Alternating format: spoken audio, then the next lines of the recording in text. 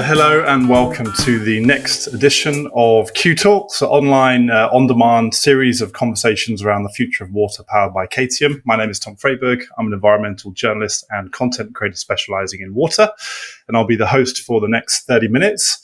And today we are addressing the topic of net zero. And ironically enough, I think for me and two of the speakers on the panel from the UK today, it is in fact one of the hottest days of the year recorded ever. It's over 40 degrees in parts of the country, and I think a clear indicator of the impact of climate change and carbon. So actually, more of just a heads up in case one of us has to run off and do an emergency ice cream run. Now, I'm sure most of you have seen the net zero phrase and the UK-wide ambition by 2030 for water utilities to reach net zero. So we're going to explore this a bit further today. And as a bit of context, moving and treating water and wastewater is an energy-intensive business, with water utilities accounting for around 2% of global greenhouse gas emissions. So the water, as an industry, has a responsibility. This could also potentially double by 2040 in light of growing demand for water. And estimates suggest this could be billions of dollars of additional funding to reach this target by 2030. So quite frankly, there is a renewed sense of urgency from the supply chain to meet these targets. And I think the three speakers we have today on the panel really bring unique complementary views, from a utility to a consultancy to one of the world's largest water technology companies. So I'm pleased to introduce our panel. We have Andrea Geisin, who is the Net Zero and Innovation Director for WSP. Hi, Andrea. We have David Riley, the Head of Carbon Neutrality at Anglian Water. David, welcome. And last but not least, we have Austin Alexander, the Vice President of Sustainability and Social Impact at Xylem. Austin, hi, good to see you again. So now we've got a bit of a sort of cheeky twist in the tail, if you like, to kickstart today's recording. The team at KTM have been speaking to the various advisory board and panel of experts. And we had some interesting responses from Will Sarney, who is the founder of Water Foundry and also the Future of Water Fund for the Colorado River Basin, and perhaps some, you could say, contrarian views. So we want to firstly play the video, and then we're going to reach out to the panelists for their speakers by way of an introduction. So if we can play the video first, and we'll get going. The water sector right now seems to be embracing the narrative that the climate change movement is using, which is net zero, the race to zero. And that's problematic in the water sector because of the attributes, the complexities of a gallon and liter of water, which is fundamentally different than a ton of carbon. And I believe we also need to have a broad view of what the water sector is. It's not just utilities, it is the private sector, it's civil society, and so on. So my caution is that we need to be mindful of what we might get if we are obsessed with net zero. Okay, well, thanks to Ulsani for those interesting and thought-provocative views. So why don't we throw to David Riley first, our utility on the panel and one of the leading utilities when it comes to being progressive on net zero. So David, first of all, your kind of gut reaction to Will's response, and also by way of an introduction, what role Anglian Water has when it comes to helping the nation get to net zero. So yeah, that was a very thought-provoking video in terms of the focus on net zero that we do have within the water sector. So Water Companies of England have committed to delivering net zero by 2030. I think what we've got to remember in this is that delivering against net zero has a number of benefits in terms of responding to climate change. And that's accompanied in the purpose of Anglian Water to bring environmental and social prosperity to the region that we serve. So in fact, we've had carbon targets in place now for a number of years. So we're looking to be net zero by 2030, but also reduce our capital carbon emissions in how we build our assets and maintain our assets by 70% by 2030. So when you're looking at net zero and taking into account the stacked benefits that occur, those also link into how we finance our organisation. So the finance community coming to the fore in terms of lower cost debt when you can prove that you are delivering lower carbon solutions. But also the wider piece in terms of how we engage with our supply chain and the collaboration that exists. Because one thing we have to remember, talking as a water company, we can't deliver net zero in isolation. It means that we have to collaborate across the full value chain. And when the full value chain is all committed to delivering against this target, that's when the magic happens. And that's where we will be by that point. We can't do this in isolation. Thanks, David. Do you feel like from engaging with the value chain, then since the targets have been set, they're fully motivated to sort of join you on this journey? I see companies at different parts of their carbon journey. Within the supply chain of Anglian Water, we have some excellent and leading suppliers in terms of Mott MacDonald as a consultant, Skanska in terms of a constructor, and a number of product suppliers out there. So I've seen a real step change in the UK, probably since about 2017, 2018, when we had Mark Carney talking about the Task Force for Climate Financial Disclosure, but we also had a UN report that highlighted the impacts of the climate as we look to a 1.5 degree to 2 degree world, and the impacts overall in not responding to significantly reducing our emissions and doing it at pace and agility. So when that came through, I saw a number of organisations starting to set carbon targets to take real action in this space. And that's where the momentum is starting to be built now. And I see that momentum gathering all of the time. If we look at a lot of the publications and look at the number of conferences that are taking place at the moment, they're all looking at the challenges that are occurring, but also coming up with ideas and technologies and concepts and behaviours to actually respond to net zero. Because this is a huge mountain to climb. It's not something that different organisations can do in isolation. It's when we actually work against that collective goal. Great. Thank you, David. Well, it's encouraging to hear about the role of the supply chain, the value chain, how you can bring them along. And I think it's also worth noting that actually the UK water industry was the first sector in the world to publish these comprehensive plans to achieve net zero. So it's certainly, it's not going to be easy to get there by 2030. Great stuff. So you mentioned the role of engineering consultancies, which is a nice little segue to our second speaker. So, Andrea, loving the backdrop today, the theme of nature and net zero, and you're coming to us from a garden, so kudos there.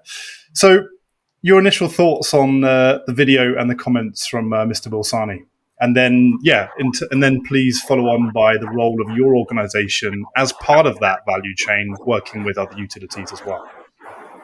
Thanks, Tom. Yeah, it was really interesting reflecting on David's words there and the role of the supply chain. So we've committed to not only net zero in our own operations, but halving the carbon footprint of the designs and advice that we deliver to our clients.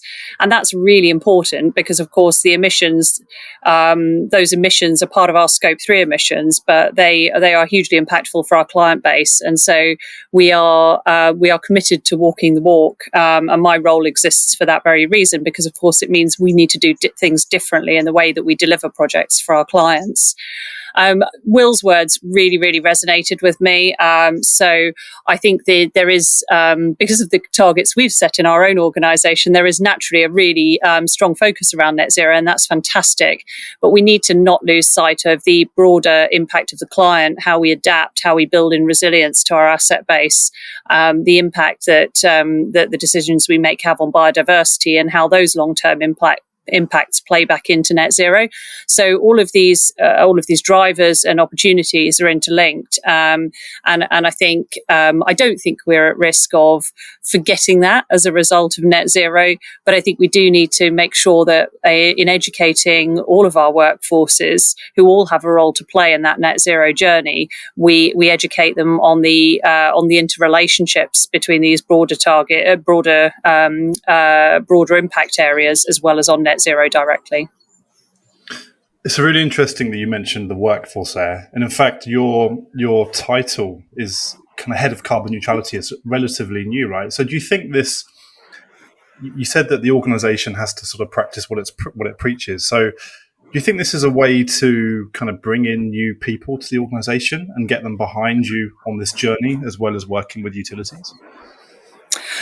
Absolutely. I mean, I think what we're seeing, particularly amongst the graduates coming into our organisations, they've essentially lived and breathed this from day one of their degrees, from before even. And so there's a real passion for contributing to how we reach net zero as a sector, as an organisation, as UK PLC and globally.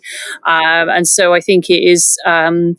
And for me, it was a huge driver. I'm relatively new to WSP, so I joined back in April. And one of the big factors for me was that we were an organisation that was prepared to not just make a commitment, but also put resources behind that commitment.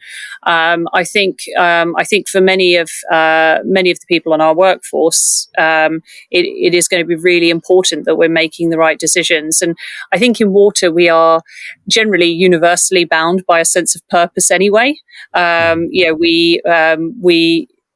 We exist to provide life's vital service as a water industry, as a water sector, and so that sense of purpose already exists. But I mean, if I look at, for example, our energy business, there's a real concern around people who are working on fossil fuel power projects that isn't the future, and therefore they don't necessarily want to be working on those projects anymore. And so whilst those projects may be part of an energy transition, and in the short term there is still a role to play, we are starting to see that people are electing to participate in net zero projects. That's really interesting to hear internally. Thanks, Andrea.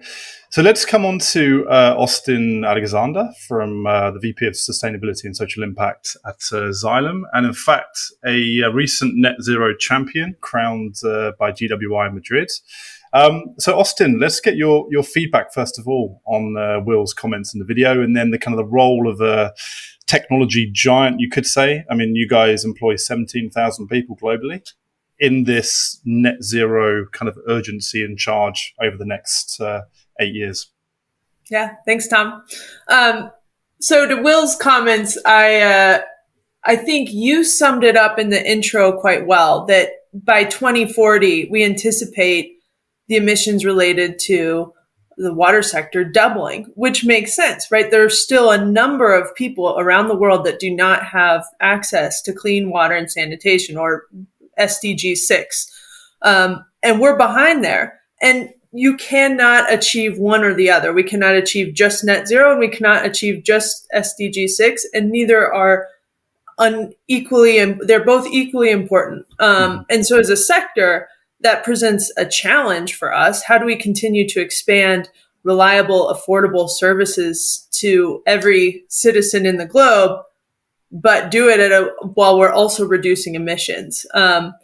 So I think we cannot focus on one or the other. And I think Will's kind of starting to flag the concern that maybe we're leaning too hard to net zero. But if we don't figure out that, and if we're not addressing climate change, then achieving SDG 6 becomes a whole hell of a lot harder. And so we've got to do both. And if anybody can do it, if any sector can do it, if any sector is defined by sustainability, well, it's the water sector. So if anybody's going to do it, it's going to be us. And so we have to hold ourselves accountable to both. So to Xylem, like you mentioned, 17,000 employees around the world. We're a global company that's focused on water and wastewater technology, enabling companies and organizations like England Water to achieve their targets and goals, and providing them technology. And so for us, it's really important, both for ourselves as we set off to achieve our own net zero and science-based target goals that we've set, which the majority of our emissions are located in our scope 3 use of products. So by us achieving our goal, we have to have the users of our products moving towards net zero. We are intertwined in our achievement. But we also see ourselves as the enabler to get to net zero. Our products, our technology, our solutions, we want to move over the next years to being able to enable that transition. And so for us, it becomes the long-term roadmap for how we're thinking about the portfolio of products and services we can provide to customers, and saying, hey, we are your partner, and we are going to help you achieve your goals. So that's at least some initial thoughts on Xylem's role. Fantastic. Well, if you think about it, we mentioned earlier around the percentage of greenhouse gas emissions that water utilities contribute towards out of all industries, and part of that you could say is from wastewater treatment, from aeration, from pumping water, which is heavy. So a lot of the energy is tied to that. So if you're providing the equipment and can do that more efficiently, then I think that's a key part of the discussion here as well. So thanks Austin. So the next topic I want to come on to, from looking a bit more into this in detail, is one of the biggest challenges, it has been said, for water utilities is around process emissions, such as nitrous oxide. So I'm really interested to kind of hear, perhaps from Andrea, what you're seeing across different utilities, Austin, how you're planning to contribute to that through tech. But let's start with you, David, in terms of firstly, evaluating, measuring, and then mitigating nitrous oxide. Would you say that's one of the biggest challenges in this journey? Can you give us some commentary on that? Absolutely. It's giving me grey hair at the moment. It's a massive challenge going forward. I start off with the point that it's vital for an organisation to have a strategy around net zero, not to just jump straight into where they believe their carbon hotspots are. So with that in mind, what Anglian Water have been doing, so although we've had carbon targets since 2010, we actually launched our net zero route map back in July of last year. And the purpose to develop that route map is almost to get what are the hierarchies of activities I want to undertake in delivering net zero. So where I'm looking at water efficiency, energy efficiency, renewable energy, all of the different things that are on our radar that we can actively undertake. But the other important element of that strategy is to understand their baseline. So where are my emissions today, and then a trajectory of where they're going to be by 2030 through not taking action or the different pathways that exist. And what that did in terms of the water sector developing a route map and Anglian Water developing our own route map is that process emissions are by far the biggest emission that will be occurring by 2030 with all the other net zero actions we have to undertake. And the process emissions are nitrous oxide and methane that happen on our aeration lanes. So it's a part of the treatment process. Aeration is a technology that is over 100 years old. It's been used in the water sector for a long time now. So it's a well-proven technology for treating effluent and discharging clean water back into the environment. So what we've got a handle on is what the emissions are associated with what we term process emissions and where they exist.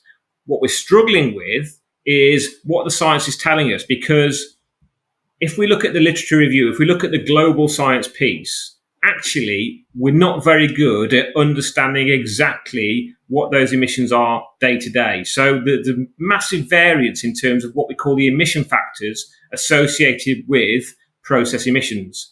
And when we started to monitor them more closely, and ourselves, Severn Trent, United Utilities and others have started to put more and more monitoring equipment onto our operational assets, that is telling us there's a massive variance in terms of where those emissions happen on an aeration lane between our operational sites.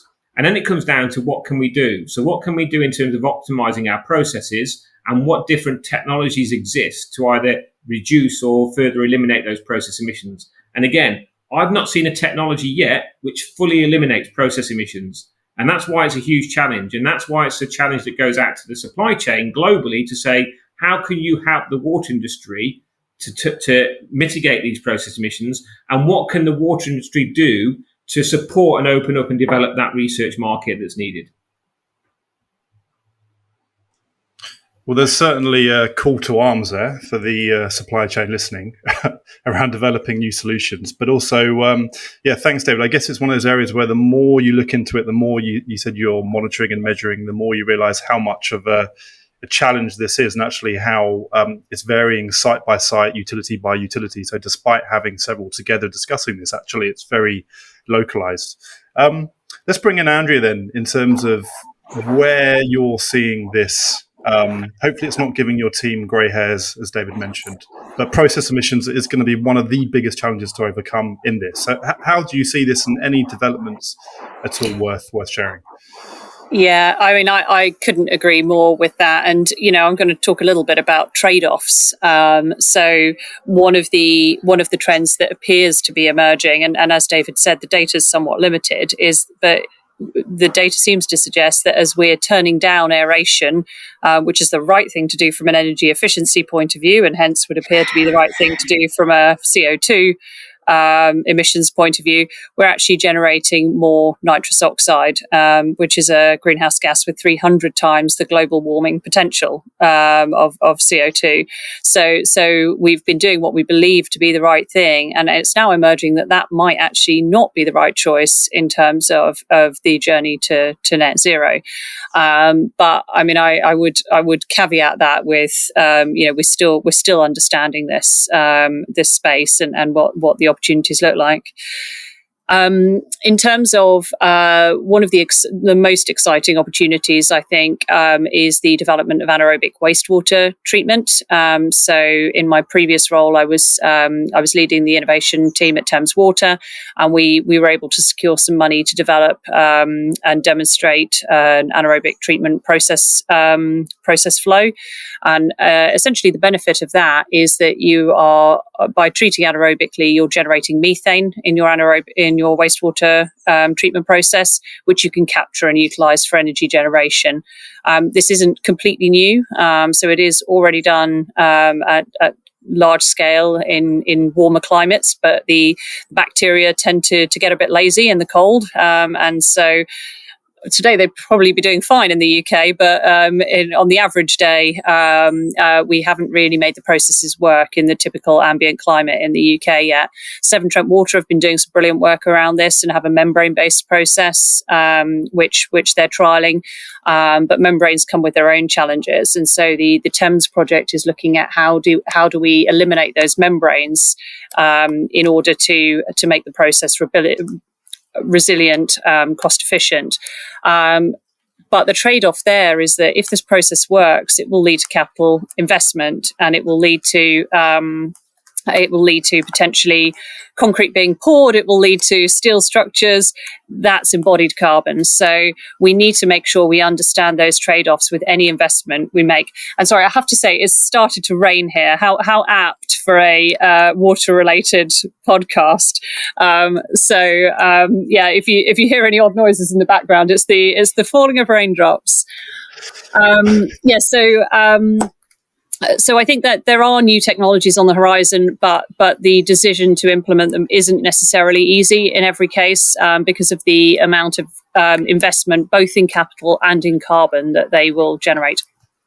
Fantastic. Well, sorry to hear about the rain, but it's much needed refreshment being 40 degrees. So just make sure the laptop's covered up and protected. But thanks, Andrew. I think it's interesting. I mean, again, it's looking at wastewater as a resource generating, and there's a recent push across Europe on increasing biomethane, right, in terms of creating more energy independence away from, given the Russian-Ukraine war. So another factor coming in to sort of push that waste from energy from waste even.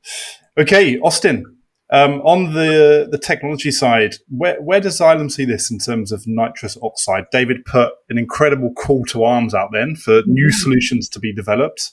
Is there anything going on in your R&D department you can maybe share on this? Yeah, well, there's always things going on in our R&D, as well as our innovation labs, where we partner with, we have an organization called our Xylem Innovation Labs. We partner with startups around the world and give them an opportunity to try technology. And across the board, I mean, decarbonizing our water sector is a driver of our technology development over in the long term. That is a pillar of what we're looking to assess, whether it is reducing energy use through methane, nitrous oxide reduction. And so whether that is coming through in the form of finding new startups, new technology out in the field, or developing it in-house, it's absolutely part of the roadmap. I think where we're at, and I think David would agree with me and Andrew agree, we're still in a lot of cases in the just understanding what exactly we're working with, being able to monitor and assess in a really credible and manageable way. We're still in that stage for a lot of process emissions. And so I think there's even just a gap in the monitoring assessment area that needs to be filled, as well as the technology to address it. So it is definitely part of the roadmap. And I think what David said is spot on.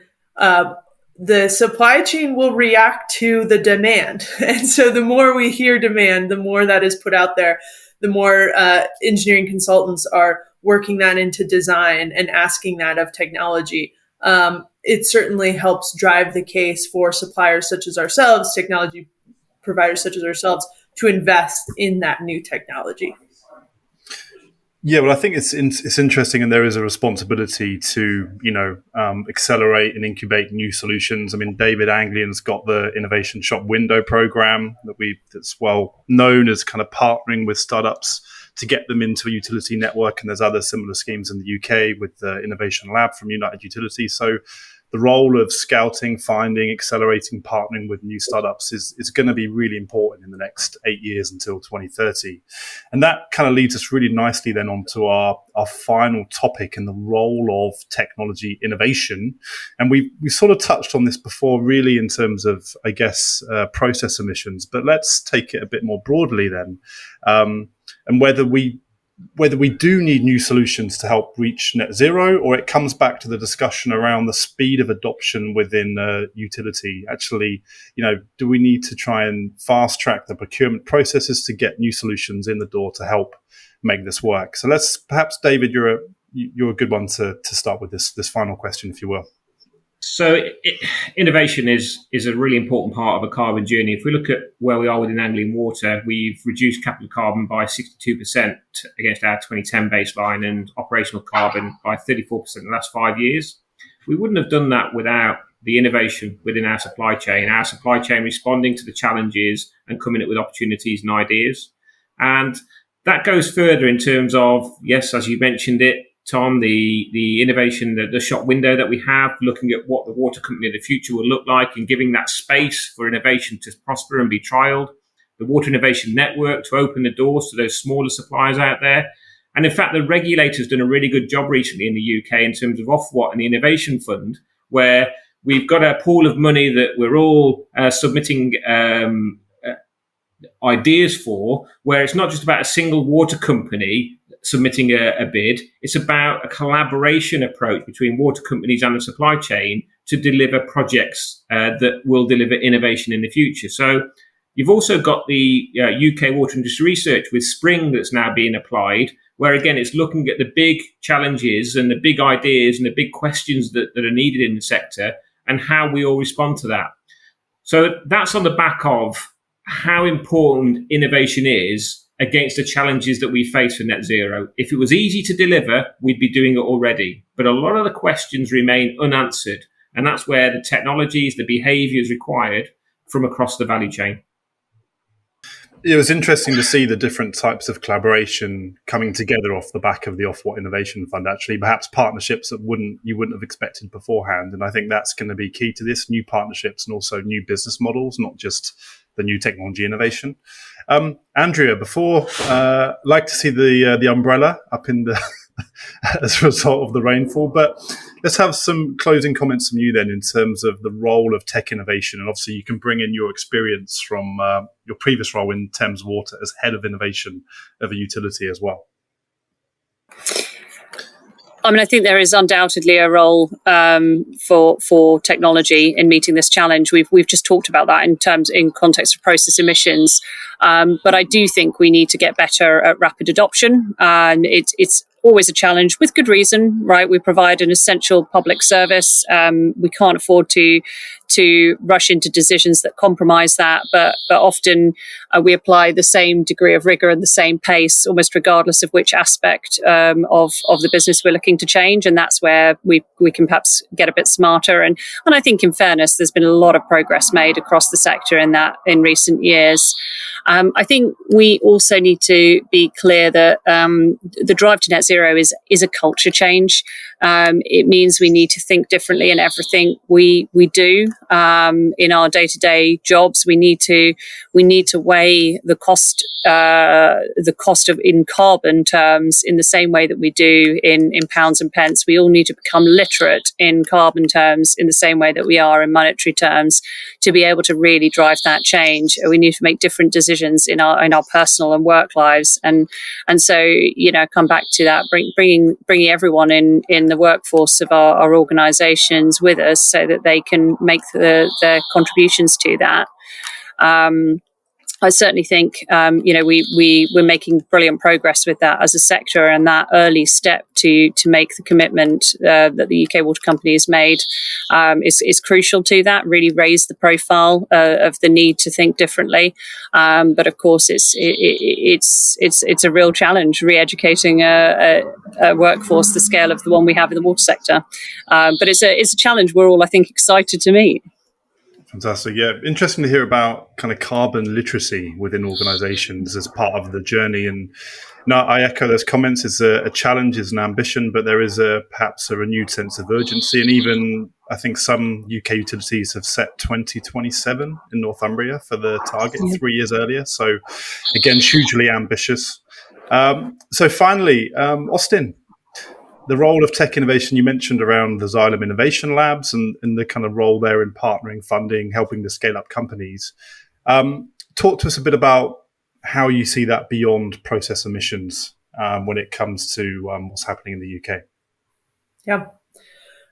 The UK region as a whole has been the world leader in this already, but I think across the globe, there's still so many gains to be had with technology that already exists, that can be done without huge CapEx investments. And so I think, phase one is encouraging utilities to look at what are those technology adoptions or slight improvements that can have pretty big gains today with technology that exists right now.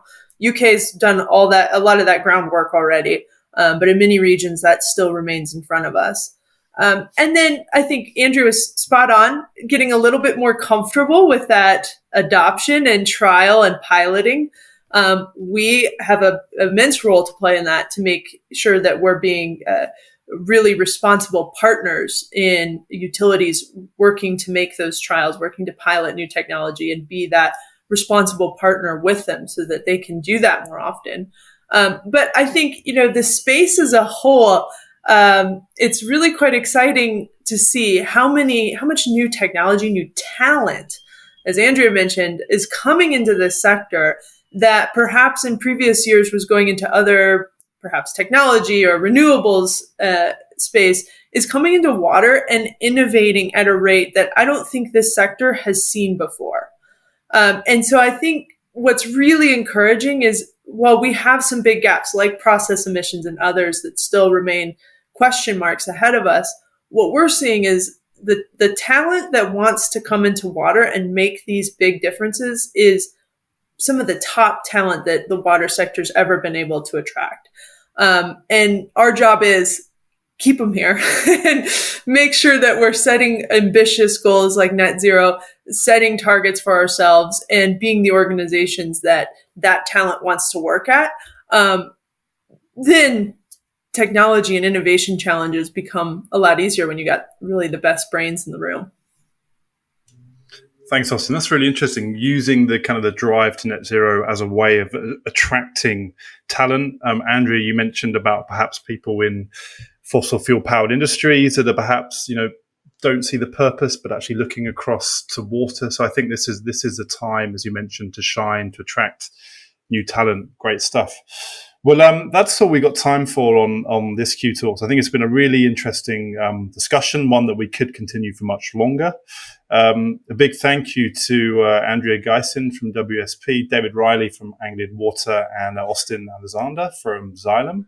And remember to like and share the discussion with your friends and colleagues, and stay tuned for the next QTalks, which is going to be addressing cyber security, where we'll be talking to a couple of water utilities and, in fact, one of the biggest EPC companies in Europe. Thanks for watching, and thank you to our panelists as well. you.